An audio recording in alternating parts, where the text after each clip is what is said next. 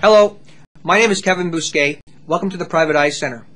I am a licensed private investigator with the Corpa Group, Inc.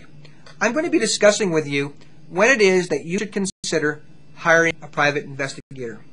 One of the biggest problems that I find in my career is that people fail to consult a lawyer first prior to hiring a private investigator.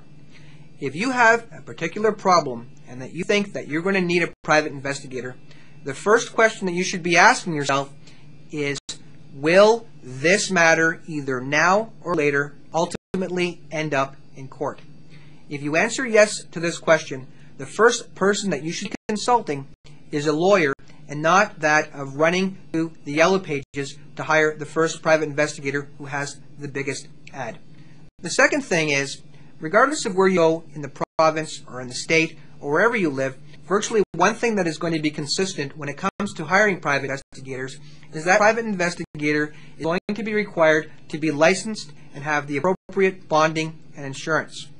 Now, why is this important?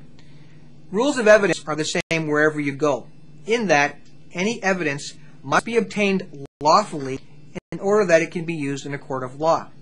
This could mean that if you hire someone to do an investigation for you, an example, a retired cop who is not licensed but may have investigative experience, when the matter gets to court, it could be argued that the investigation was considered to be not conducted lawfully, and therefore any of the evidence that the private investigator has obtained for you could be deemed inadmissible. My name is Kevin Bousquet, and you've been watching the Private Eye Center.